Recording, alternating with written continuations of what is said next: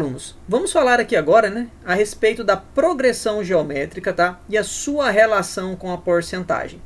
Bom, pessoal, quando a gente for resolver ali alguns exercícios, né, relacionados à progressão geométrica, vocês vão perceber que é possível relacionar a nossa PG, a nossa regrinha da progressão geométrica, tá, com porcentagem, certo?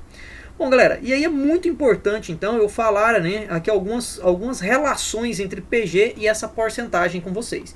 Vejamos a seguinte situação, pessoal.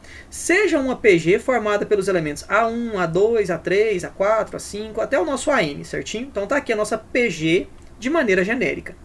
Bom, pessoal, veja bem. Se a nossa PG for uma PG crescente, a nossa PG ela vai apresentar uma taxa de crescimento, tudo bem? Se a nossa PG for decrescente, a nossa PG vai apresentar uma taxa de decrescimento, tudo bem? Galera, vamos ressaltar aqui, né, que a palavra taxa, certo, pessoal? A palavra taxa, ela representa pra gente a porcentagem, tudo bem? Na matemática, pessoal, a porcentagem, certo? Nós vamos falar aqui que a porcentagem, certinho? Ela é representada pela letra minúscula I, tudo bem? Então aqui, pessoal, olha, quando eu falar de taxa, certo? Eu estou falando de porcentagem. Pessoal, não, essa palavra taxa não pode passar desapercebida na leitura de um exercício. A palavra taxa, ela representa porcentagem, tudo bem? E a porcentagem aqui pra gente na matemática, pessoal, normalmente a gente representa pela letra I, tudo bem? Bom, galera, então vejamos aqui. Como é que eu faço, professor, para calcular a taxa de crescimento ou a taxa de decrescimento de uma função? De uma função não, de uma PG. Bom, essa taxa é o nosso I, tá, galera? Beleza? Veja que para você calcular essa taxa, basta você pegar o A2 menos o A1, certo? E dividir pelo A1, ok? Bom, pessoal, se vocês já viram aí o conteúdo de porcentagem, vocês vão perceber que essa regrinha aqui, ó, é a mesma regrinha que fala sobre variação percentual, certinho? Percentual. Então, no estudo de porcentagem, essa regrinha chama-se variação percentual. Só que lá, pessoal, a gente chama assim, ó, variação percentual é igual a valor final menos valor inicial dividido pelo valor inicial, certo?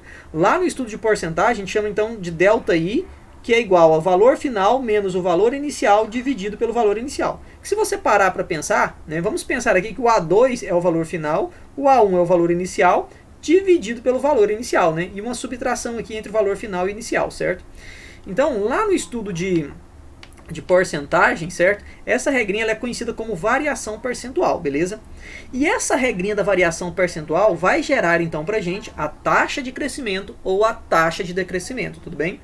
Bom, pessoal, cobrar taxa de crescimento ou decrescimento em uma PG é algo pouco comum, mas aparece, tudo bem? Então é interessante você memorizar essa regrinha.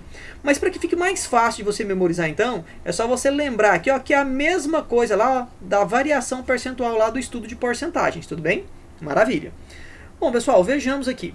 Um exercício que envolve PG e porcentagem, ou seja, a nossa taxa, tá, pessoal? A razão, tá, pessoal, ela é encontrada fazendo-se o seguinte cálculo. Bom, pessoal, vejam bem. Todo exercício que você perceber que dá para resolver ele com uma PG, certo? Por uma PG. E você perceber que a razão, né, aliás, que a nossa PG está envolvendo porcentagem, então a razão, tá, galera, ela pode ser vista como sendo o nosso 1, tá, pessoal, mais o nosso I, tudo bem? Lembrando que esse I, tá, pessoal, é a nossa taxa, ok? Então vejam que o nosso I, a nossa taxa, é a nossa porcentagem. E esse I, tá, pessoal, geralmente ele é colocado na forma decimal, certo? Então vejam que esse I, ele representa pra gente a nossa taxa, ok? E ele vai ser representado pra gente na forma decimal. Como assim, professor, decimal?